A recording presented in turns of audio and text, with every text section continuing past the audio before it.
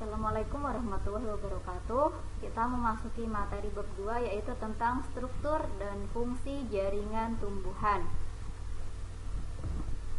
Nah, apa yang kalian ketahui tentang cara perkembangbiakan tanaman dalam wadah-wadah seperti ini? Nah, tumbuhan merupakan organisme multiseluler, yaitu organisme yang terdiri atas banyak sel. Sel-sel tumbuhan yang memiliki bentuk, susunan, dan fungsi yang sama akan membentuk suatu jaringan tumbuhan tertentu. Nah, beberapa jenis jaringan yang berbeda akan membentuk suatu organ, misalnya akar, batang, daun, bunga, buah, dan biji. Beberapa organ tumbuhan dimanfaatkan untuk perkembangbiakan tumbuhan. Perkembangbiakan tumbuhan secara generatif pada umumnya menggunakan tumbuhan biji, sedangkan perkembangbiakan tumbuhan secara vegetatif dapat menggunakan batang, umbi, serta tunas pada akar dan daun. Nah, saat ini kemajuan di bidang teknologi ini sangat pesat sekali, sehingga memungkinkan perkembangbiakan tanaman menggunakan metode yang disebut dengan kultur jaringan, yaitu suatu metode perkembangbiakan tanaman dengan memanfaatkan sifat totipotensi pada tumbuhan. Prinsip pelaksanaan kultur jaringan adalah dengan menumbuhkan jaringan dari sel-sel hidup pada medium khusus secara in vitro. Nah, hasil yang didapatkan dengan metode kultur jaringan lebih banyak dan hanya memerlukan waktu yang singkat. Seperti di gambar ini, kalian bisa lihat ini dalam satu botol saja ini terdiri dari banyak tanaman. Jaringan yang akan dikultur biasanya diambil dari jaringan muda yang berasal dari akar, batang, maupun daun. Nah, mengapa kultur jaringan menggunakan jaringan yang masih muda? Kira-kira jenis-jenis jaringan apakah yang terdapat pada akar, batang, dan daun? Nah, pada web ini kita akan membahas jenis-jenis jaringan meristem dan jaringan permanen atau jaringan dewasa pada tumbuhan. Kemudian organ vegetatif, yaitu berupa akar, batang, dan daun pada tumbuhan. Kemudian organ generatif yang berupa bunga, buah, dan biji pada tumbuhan. Kemudian perbedaan anatomi antara tumbuhan monokotil dan tumbuhan dikotil, serta sifat totipotensi dan kultur jaringan. Nah, mari kita memasuki materinya. Nah, jaringan tumbuhan dibedakan menjadi dua, yaitu jaringan meristem dan jaringan dewasa. Jaringan dewasa terdiri dari jaringan pelindung, jaringan pengisi, jaringan pengangkut, jaringan penguat, dan jaringan sekretori. Jaringan meristem berdasarkan letaknya dibedakan menjadi tiga, yaitu meristem apikal, yang kedua meristem lateral, dan yang ketiga adalah meristem interkalar. Sedangkan jaringan meristem berdasarkan asalnya dibedakan menjadi dua, yaitu jaringan meristem primer dan jaringan meristem sekunder. Oke, yang pertama adalah jaringan meristem apikal. Jaringan meristem apikal ini adalah jaringan meristem yang terletak di ujung akar dan ujung batang. Nah, karena letaknya di ujung akar dan di ujung batang, maka meristem apikal ini akan menyebabkan terjadinya pertumbuhan primer atau pertumbuhan memanjang. Jadi pertumbuhan memanjang pada pada tumbuhan itu disebabkan karena adanya jaringan meristem apikal. Di sini di ujung batang dan di ujung akar. Yang kedua adalah meristem lateral, yaitu jaringan meristem yang dapat menyebabkan pertumbuhan ke samping atau pertumbuhan sekunder. Nah, meristem lateral itu berwujud atau berperan sebagai jaringan kambium. Ini biasanya hanya ditemukan pada tumbuhan dikotil. Tumbuhan dikotil itu tumbuhan yang berkayu. Contohnya misalnya pohon mangga, pohon rambutan, pohon jambu, dan lain-lain. Jadi lihat ini batangnya, kemudian jaringan meristem lateralnya ada di sini sehingga menyebabkan batang tumbuhan itu dia melebar atau bertambah besar.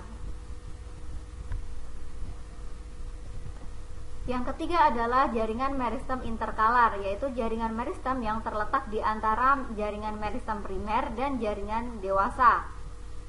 Nah, jaringan meristem interkalar ini dapat menyebabkan pemanjangan pada batang, tetapi pemanjangannya itu terdapat di ruas-ruas batangnya ini. Nah, biasanya ditemukan pada tumbuhan gramine, contohnya adalah jagung, bambu, padi, dan lain-lain. Jadi tanaman yang ada ruas-ruasnya begini. Bedanya dengan meristem apikal, kalau meristem apikal itu terletak di ujung akar atau ujung batang sehingga menyebabkan penambahan panjang. Kalau meristem interkalar itu terletak di ruas-ruas batang sehingga di ruas ini akan bertambah panjang. Misalnya kalian lihat ruas-ruas pada pohon bambu. Nah, awalnya pada bambu yang masih muda itu kan ruas-ruasnya itu kan pendek.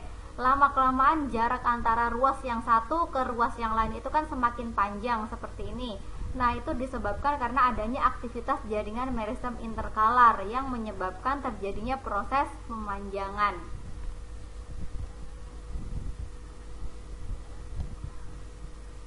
Oke, selanjutnya macam-macam jaringan tumbuhan. Ya, seperti yang sudah saya sebutkan tadi bahwa ada namanya jaringan meristem, yaitu jaringan yang sel penyusunnya bersifat embrional. Embrional di sini artinya ialah dia mampu terus-menerus membelah.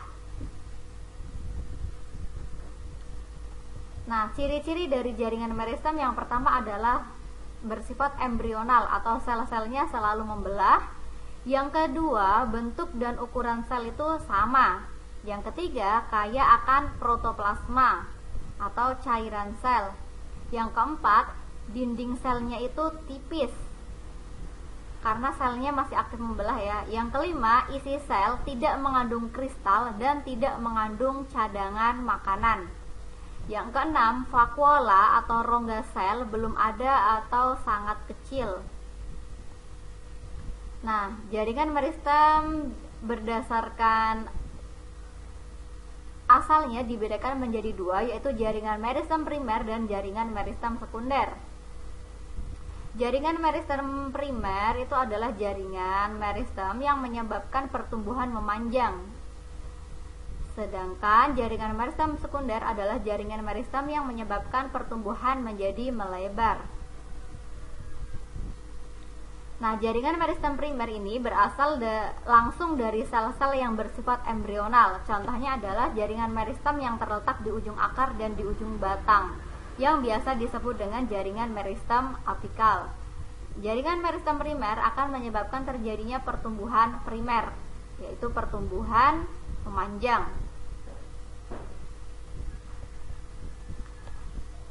Jaringan meristem sekunder berasal dari jaringan dewasa yang sudah mengadakan diferensiasi atau mempunyai sifat-sifat khusus dan berubah sifat jadi meristem. Misalnya jaringan parenkim dan kolenkim. Contohnya adalah kambium dan kambium gabus. Jaringan meristem sekunder akan menyebabkan terjadinya pertumbuhan sekunder atau pertumbuhan yang menyebabkan suatu batang menjadi lebar. Jaringan yang terbentuk dari jaringan meristem sekunder disebut dengan jaringan sekunder. Nah, tadi kan contoh dari jaringan meristem sekunder adalah kambium. Kambium ini akan menghasilkan jaringan xilem dan floem atau yang merupakan jaringan pengangkut. Sedangkan jaringan gabus, kambium gabus akan menghasilkan gabus. Nah, tadi yang pertama adalah jaringan meristem dan yang kedua adalah jaringan dewasa, yaitu jaringan yang terbentuk dari hasil diferensiasi dan spesialisasi dari sel-sel hasil pembelahan jaringan meristem. Ciri khas dari jaringan dewasa ini yang pertama adalah telah mengalami diferensiasi atau perubahan menjadi sifat-sifat khusus atau mempunyai kerja atau tujuan yang khusus. Yang kedua, pada umumnya sudah tidak melakukan pembelahan sel lagi. Pada umumnya ya, berarti ada yang bersifat khusus. Yang ketiga, bentuknya itu permanen atau tetap, dan rongga selnya besar, dinding selnya sudah mengalami penebalan. Nah, ini contoh-contohnya. Nah, jaringan permanen atau jaringan dewasa terdiri dari yang pertama, jaringan epidermis. Jaringan epidermis merupakan jaringan yang menutupi permukaan tumbuhan atau terletak paling luar. Ciri atau karakteristik dari jaringan epidermis yang pertama adalah bentuk sel seperti balok. Yang kedua, tersusun berlapis tunggal, rapat, tidak ada ruang antar sel.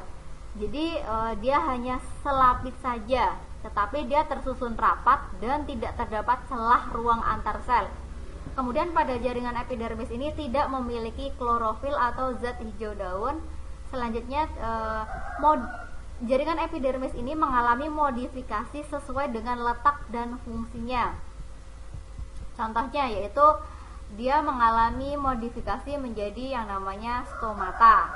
Nah, stomata itu adalah untuk keluar dan masuknya udara.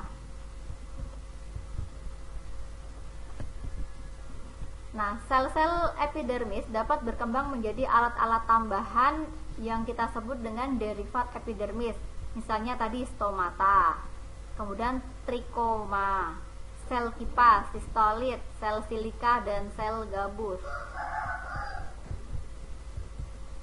Yang kedua adalah jaringan parenkim. Nama lain dari jaringan parenkim adalah jaringan dasar. Sel parenkim ini mengandung klorofil. Nah, sel parenkim yang mengandung klorofil ini disebut dengan klorenkim. Fungsi dari jaringan parenkim adalah untuk menyimpan cadangan makanan dan air oleh tubuh tumbuhan. Nah, di sini adalah jaringan parenkim. Jaringan parenkim ini ada parenkim palisade atau parenkim tiang. Di sini mengandung klorofil. Kemudian ada parenkim spons atau parenkim bunga karang yang ini. Nah, ini mengandung klorofil ya.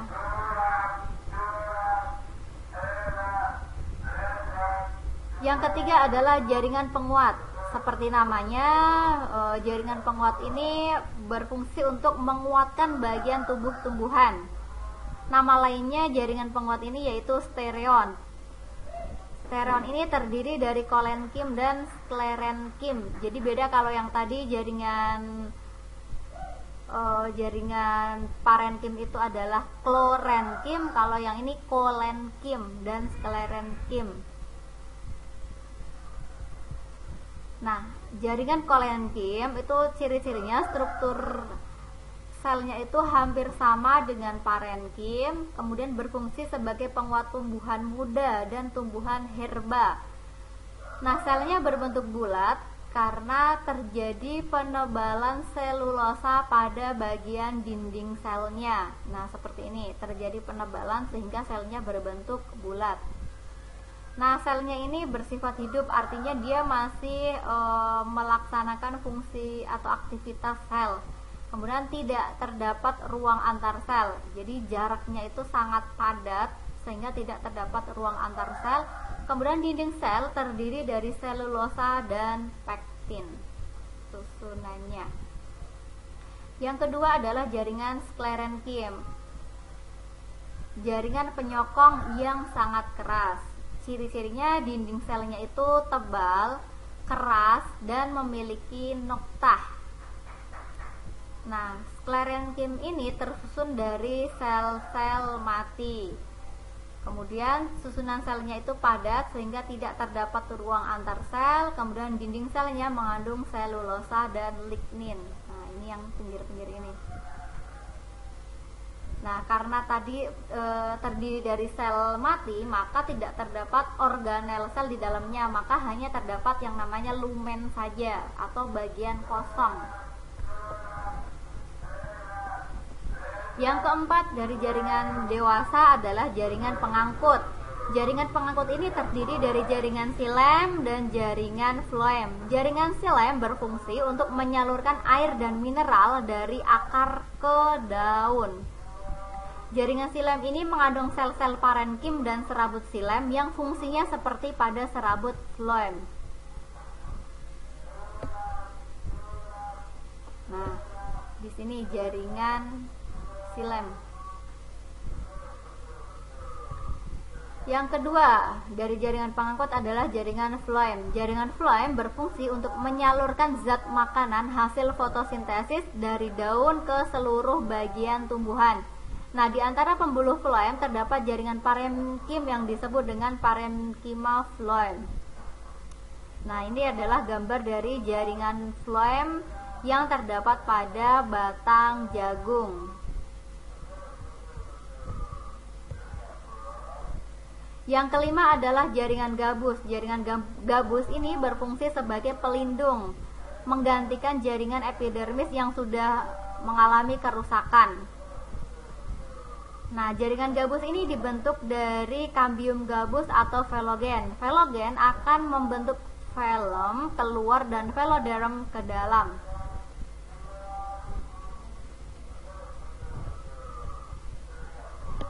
Satu lagi adalah jaringan sekretori. Jaringan sekretori itu berarti menghasilkan sekret atau menghasilkan jaringan.